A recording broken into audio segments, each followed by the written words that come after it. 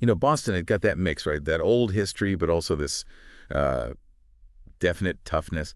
And beneath the usual tourist spots, there's this whole other layer, organized crime. Charlestown especially comes up a lot. Oh, absolutely. Charlestown, for a while there in the mid-20th century, it really was ground zero for a certain kind of, let's say, Irish-American gangster activity. Right.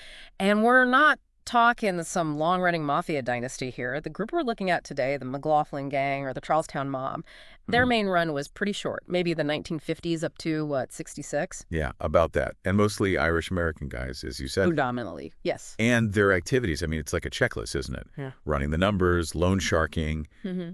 basically preying on people needing cash fast. Mm-hmm. Usual rackets, gambling, loans at crazy rates. Plus extortion, armed robbery, theft, and sadly murder, too. They weren't playing games. No, not at all. And the core group, you had the McLaughlin brothers. Bernie, he seemed like the planner, the leader. Then Georgie, described as, well, psychopathic, really violent, big drinking problem.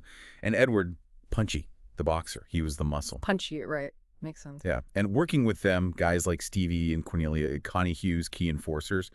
So these are the main players. What we want to do today is kind of unpack how this crew came up so fast, got so violent, and then basically just vanished using what we know. Right, trace that arc. So where does it start? How do they get going in Charlestown? Well, it really kicks off in the 1950s. Bernie McLaughlin is the one who seems to get the ball rolling. He's the organizer. The brains, maybe? Seems like it, but that mix of brothers was potent. Bernie planning, Georgie being this incredibly volatile figure, prone to violence, the alcohol fueling it, a real loose cannon. Yeah, sounds dangerous. And then Punchy, the fighter, providing that obvious physical threat. Their reputation pretty quickly became, treacherous, ruthless, willing to kill. Wow, so a pretty volatile mix right from the start. Where do they first, establish their turf? Initially, it was all about the docks around the Boston Navy Yard there in Charlestown. Gambling, loan sharking, that was their bread and butter early on. Makes sense. Lots of workers, cash changing hands, maybe people getting into tough spots. Exactly. Yeah. A concentrated area, working class, cash flow, but also vulnerability. The docks gave them a sort of ready-made market for their services. It was their initial foothold right in their neighborhood. But they didn't just stay local operators, did they? They aimed higher. No, definitely not. They figured out pretty quick, like most ambitious crews do, that connections were everything. Yeah. And what's really interesting is who they linked up with. Oh, yeah. Yeah, major mafia families, the Genovese family out of New York City, and the Patriarca family right there in Boston, or Providence, really, but controlling Boston. Wow, so they weren't just small time. Not at all. The sources say they were doing contract killings for these big players. That elevates you, right? Gives you backing, resources, maybe a bit of fear factor. Definitely raises their profile. And I guess that probably fed their own ambitions, too. Thinking bigger, like controlling the whole waterfront. Precisely. So late 50s, they get bolder, maybe feeling backed by their New York ties, and they try to muscle in on more of the waterfront rackets across Boston. Ah, but that's stepping on toes, surely. Big time. That put them right up against other established local outfits, especially from Somerville and South Boston. Those crews weren't just going to roll over. Right, classic turf war setup. But then the information mentioned something surprising, like a truce. They were actually talking. Yeah, for a little while, things cooled off, and it's kind of wild to picture it, the McLaughlins, the Hughes brothers, actually hanging out, having drinks with guys like James Buddy McLean and Joseph Joe Mac McDonald from Somerville. Their future mortal enemies. Yes, meeting up at the Celtic Tavern in Charlestown, it just shows how fluid things could be. One minute you're rivals, the next you're sharing a beer, until the next dispute, anyway. Which wasn't far off, as we know. Yeah. That peace didn't last. And it sounds like a party at Salisbury Beach really lit the fuse for the war. That's the one. Labor Day weekend, 1961, Georgie McLaughlin, who wasn't exactly known for his social graces. Understatement, perhaps. Apparently, yeah. He makes a move on the girlfriend of Alexander Bobo Petricone at this party. Problem was, Petricone ran with the Winter Hill gang from Somerville. Bad move. Very bad move. Winter Hill guys jumped Georgie, beat him severely, left him unconscious outside a hospital up in Newburyport, just bruised Okay, it. so Bernie, the leader, he can't ignore that, right? His brother beaten that badly. No way. That's a direct challenge. Bernie felt he had to respond. He goes straight to the top, confronts James Buddy McLean, the Winter Hill boss, at their hangout, the Tap Royal Bar in Somerville. What do you want? He demanded McLean give up the guys who beat Georgie. McLean, predictably, told him to get lost, basically refused flat out. That was it. The gloves were off. And things escalated fast after that. There was a car bomb attempt. Yeah, very quickly. Bernie, Georgie, and someone else tried to plant a bomb on Buddy McLean's car right outside his house. Jeez. But McLean woke up. Story goes, his dog started barking, comes outside, sees them, and actually starts shooting at them with a Luger. Chases them off. Finds 5 sticks of dynamite wired to his car. Incredible. He was lucky, but after that, Yeah. retaliation was guaranteed, wasn't it? Oh, absolutely. No question. The very next day, McLean and a couple of his guys find Bernie McLaughlin. Broad daylight. City Square in Charlestown, Bernie's own turf, apparently collecting loan payments. Charlie. They shot him dead. Right there. Over 100 witnesses, apparently. But, Charlestown's code of silence. Nobody saw anything officially. Huge blow to the McLaughlins. Their leader killed publicly. And the remaining McLaughlins must have hit back. They went after Petricone, right? Even though he was just sort of the trigger. They did. Early 62, they bombed Petricone's wife's car. It was empty, thankfully, but the message was clear. Get out. Yeah. And Petricone did. He fled Boston. Shows how personal and nasty it got, spreading beyond the main guys involved. But then, after that initial wave of killing, things actually calmed down a bit. Why was that? Yeah, there was a brief lull. The main reason was Buddy McLean got arrested. Not for Bernie's murder, witnesses clammed up, charges dropped, classic situation. Right. But they got him on weapons charges related to that earlier car bombing attempt where he shot at the McLaughlins. He got sentenced to 2 years. So McLean's off the street temporarily. You'd think maybe things cool down for good. Yeah. But then, this is where the FBI angle comes in. A corrupt agent. This is where it gets really murky and arguably much worse. Yeah, enter FBI agent H. Paul Rico. And he was definitely not playing it straight. He sided with the Winter Hill gang. Winter Hill, McLean's crew. Why would an FBI agent do that? Well, the story goes it was pretty personal, almost petty. Rico found out from an illegal wiretap that Georgie and Punch McLaughlin had been bad-mouthing him. Saying what?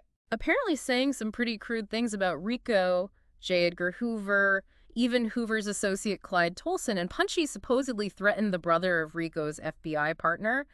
That insult, that disrespect, seems to be what turned Rico against them. Wow. So hurt feelings in the FBI leads to an agent actively helping one side of a gang war. That's incredible. Yeah. How did he help Winter Hill? He started feeding them information, tips about where McLaughlin guys were, what they were doing, basically making them sitting ducks. So the FBI is enabling the murders. Effectively, yeah. It's a really stark example of how corruption just throws gasoline on the fire, completely undermining any sense of justice. And the violence definitely picked up again after that, didn't it? It got even worse. Tragically, yes. March 1964.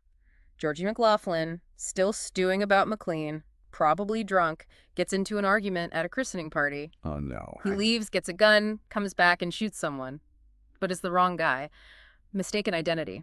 He kills a bank teller named William Billy Sheridan, just an innocent guy who happened to be there. That's awful. Just a bystander. Terrible.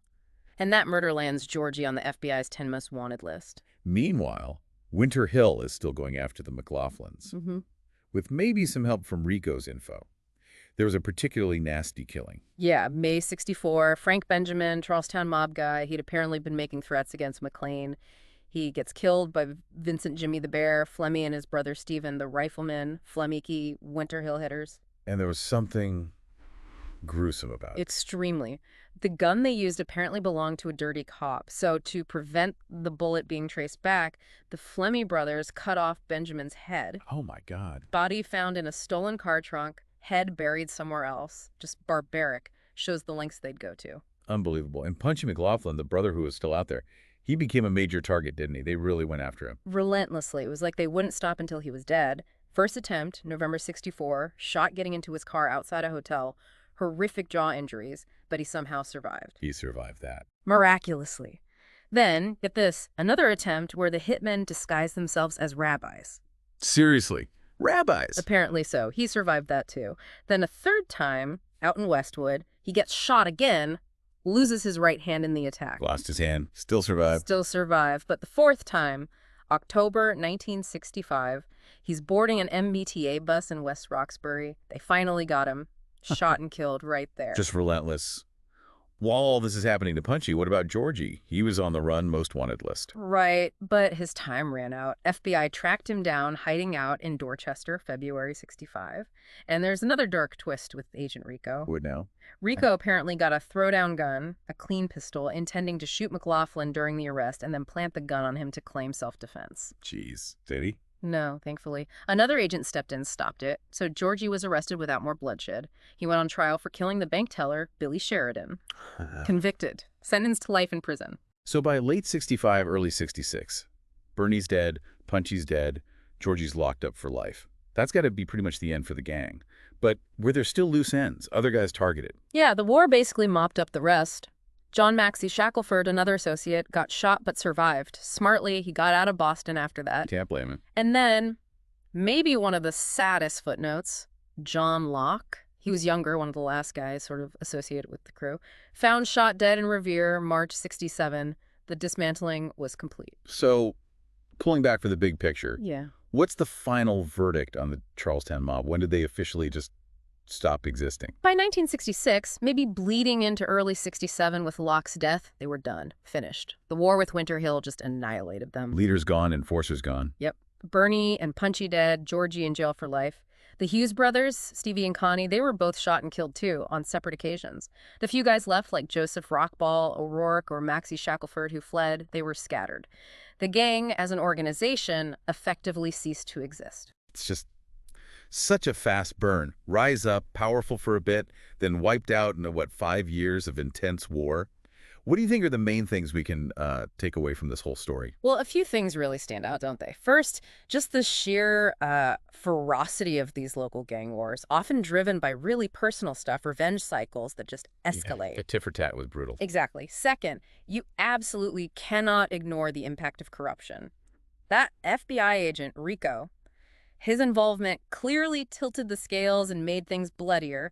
It shows how devastating that kind of betrayal of trust can be. Undermining the whole system. Totally. And finally, I think it shows how unstable these criminal groups often are. Yeah, they seem powerful, but internal fights, external pressure, they can collapse incredibly quickly. It really makes you think about Charlestown itself. You know, that neighborhood identity, the code of silence stuff. Yeah. This level of violence must have just ripped through the community back then.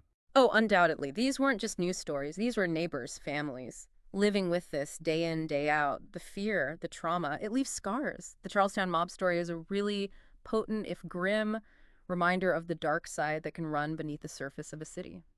So as we wrap up this deep dive, it kind of leaves you wondering, doesn't it? What does this specific story, this really rapid, violent rise and fall, tell us about organized crime more generally, about why these groups emerge in cities, how they operate, and ultimately why so many seem destined to destroy themselves? It's something that goes way beyond just this one Boston gang, for sure.